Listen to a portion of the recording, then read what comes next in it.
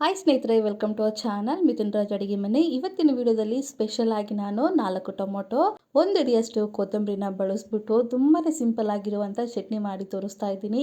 ರುಚಿ ಅಂತೂ ಅದ್ಭುತ ಅಂತ ಹೇಳ್ಬೋದು. ಒಂದ್ಸರಿ ಮಾಡ್ಕೊಂಡು ತಿನ್ನಿ, ತಿಂದ ಮೇಲೆ ನೀವೇ ಅಂತೀರಾ ಎಷ್ಟು ಚೆನ್ನಾಗಿದೆ ಅಲ್ಲ, ಈ ತರ ಚಟ್ನಿ ನಾವು ತಿಂದೇ ಇಲ್ಲ ಅಂತ ಹೇಳ್ತೀರಾ. ಮಾಡೋದು ಕೂಡ ತುಂಬಾನೇ ಸುಲಭ. ದಿನಾಲು ಸಾರು ಸಾಂಬಾರು ತಿಂದು ತಿಂದು ಬೇಜಾರಾಗಿದ್ರೆ ಒಂದ್ಸರಿ ಈ ಚಟ್ನಿಯಿಂದ ಬಿಸಿ ಬಿಸಿ ಅನ್ನಕ್ಕಾಗಿರ್ಬೋದು, ಚಪಾತಿ, ರೊಟ್ಟಿ ಸೂಪರ್ ಕಾಂಬಿನೇಷನ್ ಅಂತ ಹೇಳ್ಬೋದು.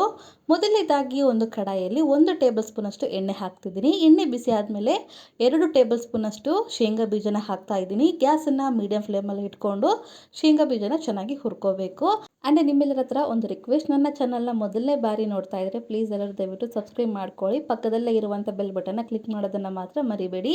ಈ ರೀತಿ ನೀಟಾಗಿ ಚೆನ್ನಾಗಿ ಹುರ್ಕೊಂಡಿದ್ಮೇಲೆ ಶೇಂಗಾ ಬೀಜನ ನಂತರ ಇದಕ್ಕೆ 6 ಇಂದ 7 ಹಸಿಮೆಣಸಿನಕಾಯಿನ ಈ ರೀತಿ ಕಟ್ ಮಾಡಿಕೊಂಡು ಹಾಕಿದ್ದೀನಿ.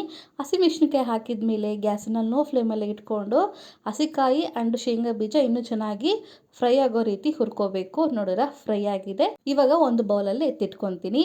ಒಂದು ಸಾರಿ ಚಟ್ನಿ ಮಾಡಿದರೆ ಪ್ರತಿ ಸಾರಿ ಇದೇ ಚಟ್ನಿ ಮಾಡ್ಕೊಂಡು ತಿಂತೀರಾ, ಹೀಗೆ ಮಾಡ್ಕೊಂಡು ತಿಂತೀರಾ, ಅಷ್ಟು ರುಚಿಯಾಗಿರುತ್ತೆ.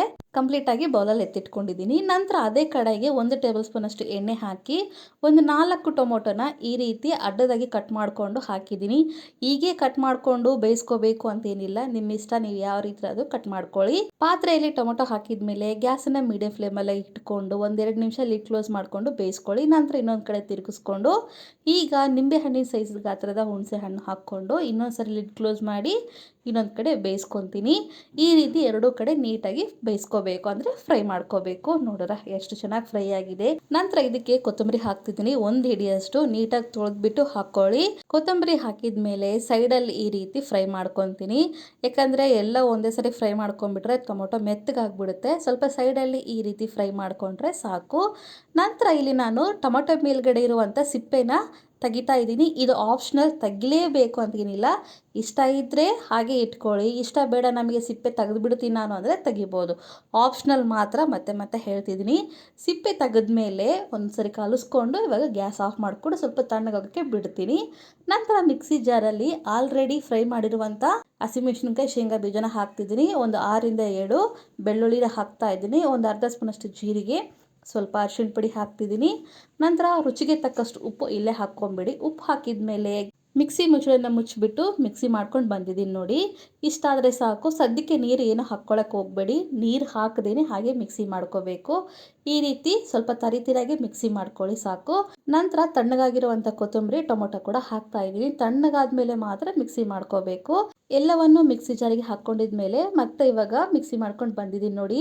ಫೈನಾಗಿ ಪೇಸ್ಟ್ ಥರ ಮಾಡ್ಕೋಬೇಡಿ, ಈ ರೀತಿ ತರಿತರಿಯಾಗಿ ಮಿಕ್ಸಿ ಮಾಡ್ಕೊಂಡ್ರೆ ರುಚಿ ತುಂಬ ಚೆನ್ನಾಗಿರುತ್ತೆ. ನಿಜವಾಗ್ಲೂ ಹೇಳ್ತಿದ್ದೀನಿ, ಒಂದು ಸಾರಿ ರುಚಿ ನೋಡಿದ್ರೆ ಅಂತೂ ಇನ್ನು ಮರೆಯೋದೇ ಇಲ್ಲ, ಅಷ್ಟು ಚೆನ್ನಾಗಿರುತ್ತೆ. ಇದಕ್ಕೆ ಒಗ್ಗರಣೆಗೆ ನಾನು 1-2 ಟೇಬಲ್ ಸ್ಪೂನ್ ಅಷ್ಟು ಎಣ್ಣೆ ಹಾಕ್ತಿದ್ದೀನಿ. ಕಡಾಯಿಯಲ್ಲಿ ಸಾಸಿವೆ ಜೀರಿಗೆ ಅರ್ಧ ಸ್ಪೂನ್ ಹಾಕ್ತಿದ್ದೀನಿ. 2 ಒಣಮೆಣಸಿನ್ಕಾಯಿನ ಹಾಕ್ತಾ ಇದ್ದೀನಿ. ಸ್ವಲ್ಪ ಕರಿಬೇವು ಹಾಕಿಬಿಟ್ಟು ಸ್ವಲ್ಪ ಹಿಂಗೆ ಹಾಕ್ತಾ ಇದ್ದೀನಿ.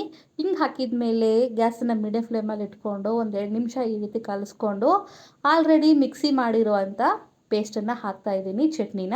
ಗ್ಯಾಸನ್ನು ಲೋ ಫ್ಲೇಮಲ್ಲೇ ಇಟ್ಕೊಂಡು ಚಟ್ನಿ ಎಲ್ಲ ಹಾಕಿದ ಮೇಲೆ ಒಂದ್ಸರಿ ನೀಟಾಗಿ ಕಲಿಸ್ಕೊಂಡು ಗ್ಯಾಸ್ ಆಫ್ ಮಾಡ್ಕೊಂಡ್ಬಿಟ್ರೆ ತುಂಬಾ ಸಿಂಪಲ್ ಆಗಿರುವಂಥ, ರುಚಿ ಮಾತ್ರ ಅಲ್ಟಿಮೇಟ್ ಆಗಿರುವಂಥ ಚಟ್ನಿ ರೆಡಿನೇ ಆಗೋಗುತ್ತೆ. ಎಷ್ಟು ಸಿಂಪಲ್ ರೆಸಿಪಿ ಅಲ್ವಾ.